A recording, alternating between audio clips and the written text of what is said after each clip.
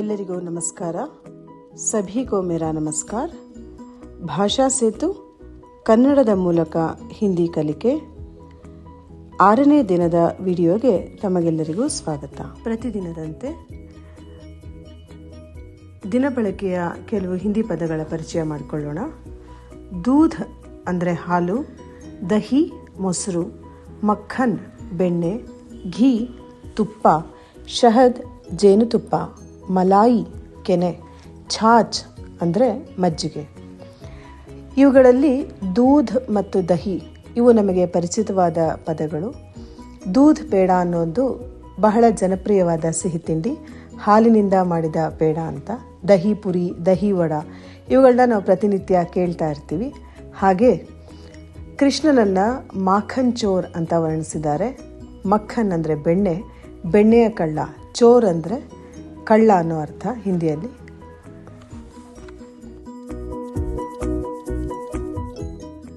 ನಮಗೆ ಗೊತ್ತಿರುವ ಪದಗಳನ್ನು ಉಪಯೋಗಿಸ್ಕೊಂಡು ಸಣ್ಣ ಸಣ್ಣ ವಾಕ್ಯಗಳ ರಚನೆ ಮಾಡೋಣ.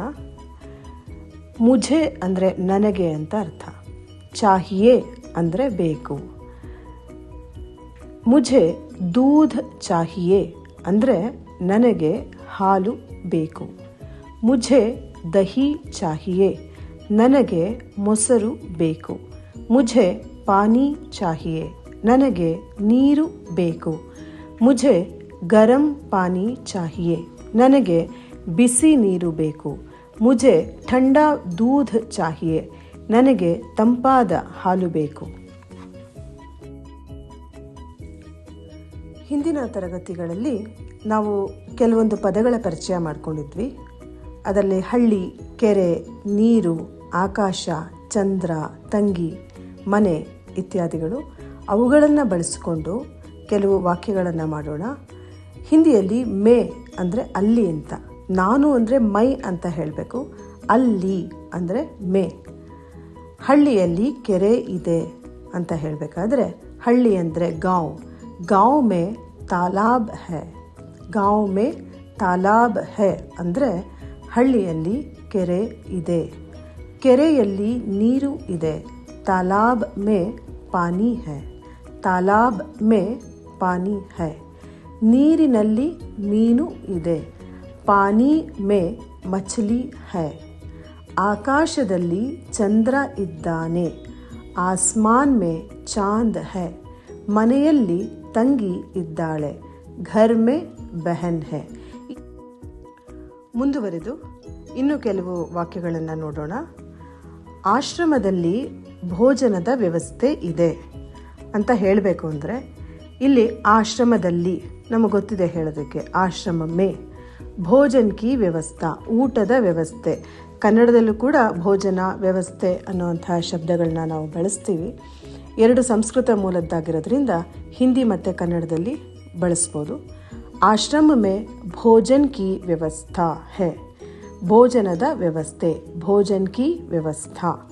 ಆಶ್ರಮ ಮೇ ಭೋಜನ್ ಕಿ ವ್ಯವಸ್ಥಾ ಹೈ ಅಂದರೆ ಆಶ್ರಮದಲ್ಲಿ ಊಟದ ವ್ಯವಸ್ಥೆ ಇದೆ. ಜಂಗಲ್ ಮೇ ಚೋರ್ ಹೈ. ಕಾಡಿನಲ್ಲಿ ಕಳ್ಳ ಇದ್ದಾನೆ.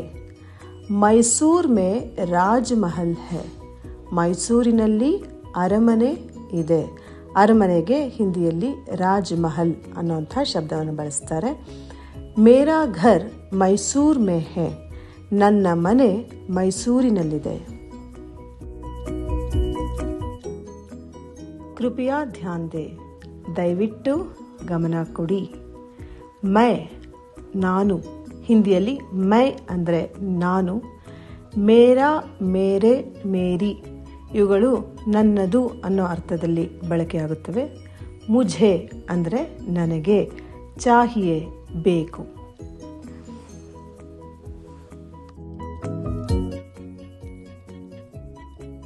ಇಲ್ಲಿಗೆ ಭಾಷಾ ಸೇತುವಿನ 6ನೇ ವಿಡಿಯೋ ಮುಕ್ತಾಯವಾಗ್ತಾ ಇದೆ.